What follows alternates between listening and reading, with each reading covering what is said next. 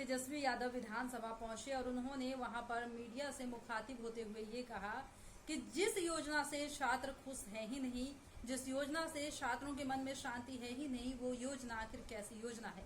अगर छात्र इस योजना के तहत चले भी जाते हैं, अगर किसी तरह डर के कारण वो इसमें चले भी गए, तो क्या वो सीमा पर जाकर सेवा कर पाएंगे? ऐसी सवाल जो है मीडिया के सामने तेजस्वी यादव ने रखे। और उन्होंने ये भी कहा कि लोग कहते हैं कि ये मुद्दा केंद्र का मुद्दा है, लेकिन अगर राज्य ही नहीं रहेगा तो फिर केंद्र कैसा। साथ ही उन्होंने नीतीश कुमार पर सवालिया लहजे में कहा कि आखिर नीतीश कुमार इस मसले पर कुछ क्यों नहीं कहते हैं, क्योंकि ये मुद्दा ऐसा मुद्दा है जो पूरे देश में चल रहा है। इसको लेकर आपने देखा कि कल मानसून सत्र के दूसरे दिन राबड़ी देवी भी इसका विरोध करती नजर आई थी। उन्होंने ये तक कह दिया था कि जिन छात्रों को भी गिरफ्तार किया गया है, यानी कि अग्निपथ योजना में जो भी छात्र बवाल काट रहे थे उसमें कुछ छात्रों की गिरफ्तारी हुई थी, तो ये कहा गया कि जिन छात्रों को भी गिरफ्तार किया गया है उन्हें जल्द से जल्द रिहा किया जाए, क्योंकि अग्निपथ योजना कहीं से छात्र हित की योजना नहीं है, ये सही नहीं है। साथ ही तेजस्वी यादव भी आज उसी योजना को लेकर सरकार को घेरते नजर आए हैं और उन्होंने साफ तौर से कह दिया है कि अग्निपथ योजना कहीं से भी सही नहीं है। कोई भी योजना जमीन पर आती है तो उससे पहले उस योजना पर बहुत सारे मशवरे किए जाते हैं, लेकिन ये योजना बस हवाओं में चलने वाली योजना है और इसका कोई मायने मतलब ही नहीं है। साथ ही अग्निपथ योजना को लेकर तेजस्वी यादव ने इस पर जमकर अपना गुस्सा भी निकाला है। हम लोगों की मांग रही है, मांग के हम लोगों का अधिकार है और नियमावली के हिसाब से 43 नियमावली अगर देखा जाए तो हम प्रस्ताव रख सकते हैं चर्चा कराने की किसी भी विषय पर। हम लोगों की मांग थी कि भाई चर्चा होनी चाहिए जो अग्निपथ स्कीम जो लॉन्च किया गया है इसको लेकर के, क्योंकि अग्निपथ जो स्कीम जो लॉन्च किया गया है ये साफ तौर पे युवाओं के भविष्य के साथ खिलवाड़ है। एक नेशनल सिक्योरिटी का भी सवाल है और कई ऐसे नौजवान जिन्होंने रिटन परीक्षा बाकी रह गया है और फिजिकल और मेडिकल पास कर लिया, जो ऑलरेडी क्लियर कर चुके हैं, उनको फिर से जो है शुरुआत करनी पड़ेगी। तो ये सारी चीज़ों को देखते हुए हम लोगों ने तो राजभवन मार्च किया ही था, लेकिन हम लोग चाहते थे कि भाई अपनी बात को इस लोकतंत्र के मंदिर में सरकार के अधीन रख सके और सरकार क्या विचार रखती है इस पे बात हो सके। कार्य मंत्रणा की भी बैठक हुई है आज और कल, लेकिन बार बार हम लोगों के प्रस्ताव को जो है नामंजूर कर दिया गया। अब बोला जाता है कि भाई ये केंद्र का मामला है। जब स्टेट होगा ही नहीं तो केंद्र कैसा? जब स्टेट है तब ना केंद्र है। और बोला जाता है कि ये बिहार का मामला नहीं है। आप लोग सब लोग जानते हैं ये तो पूरा देश का मामला है, सही बात है। लेकिन आप ये बताओ, जो नौजवान अपने भविष्य की चिंता में परेशान थे, उग्र हो गए, आज उन पे मुकदमा हुआ, वो बिहार के सलाखों के जेल के सलाखों के पीछे है। तो ये बिहार का मामला है। एफआईआर कौन कर रहा है? बिहार प्रशासन कर रहा है। रखा कौन है? तो इस पे तो हम लोगों की मांग भी थी। गवर्नर साहब से जब हम लोग मिले थे और सरकार से भी हम लोग यही बहस करके मांग भी रखना चाहते थे कि जो नौजवानों पर जो मुकदमा हुआ है या कई कोचिंग सेंटरों को तबाह किया जा रहा है, तंग किया जा रहा है, उन सब का मुकदमा वापस ले और जेल से रिहा करें।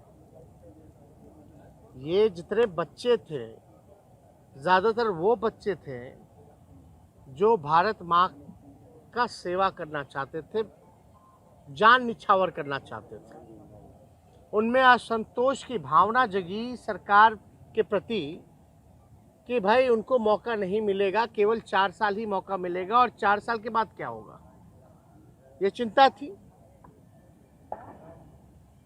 हिंसा नहीं होना चाहिए, ये हम बार बार दोहराते हैं और हिंसा से कोई रास्ता भी नहीं निकलता है।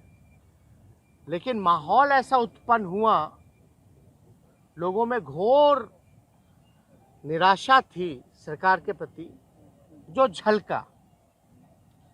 वो कोई क्रिमिनल तो थे नहीं, कोई हैबिचुअल क्रिमिनल तो नहीं थे जो हो इतनी कड़ा सजा दी जाए जिसमें बेल भी ना हो पाए। तो वो आखिर उस नौजवानों का भविष्य क्या होगा?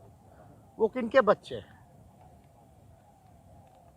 बिहार के बच्चे, भारत माँ के बच्चे हैं। उनका बस यही अपराध है कि वो सेना में जाना चाहते हैं पूरी जिंदगी के लिए, और आप जो है उनको लिमिट कर रहे हैं। यही गलती है। मतलब आज भाजपा की सरकार में, एनडीए की सरकार में, जो भारत माँ का सेवा करना चाहता है, जो भारत माँ का सुरक्षा करना चाहता है, आप उसको जेल में बंद कर रहे हो। ये कहाँ का न्याय है? ये कौन सी देशभक्ति है? अगर इतना ही आपको योजना पसंद है अग्निवीर का, तो आप खाली सैनिक पे क्यों लागू कर रहे हो? अधिकारियों पे लागू करो।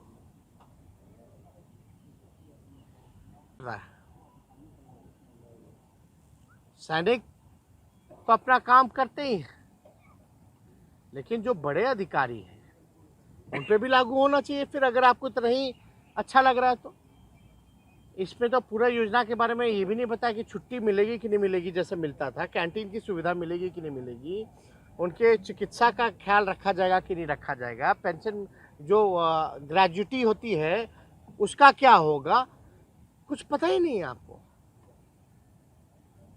तो इसलिए ये मसला था, गंभीर मसला था, और हम लोगों को उम्मीद थी कि स्पीकर साहब जो हैं विपक्ष के लोगों को भी संरक्षण देंगे, क्योंकि स्पीकर जो होता है किसी दल का नहीं होता जब आसन पे बैठ जाता है तो, और उसको जो है पक्ष और विपक्ष दोनों को मौका देना चाहिए, साथ लेकर के चलना चाहिए।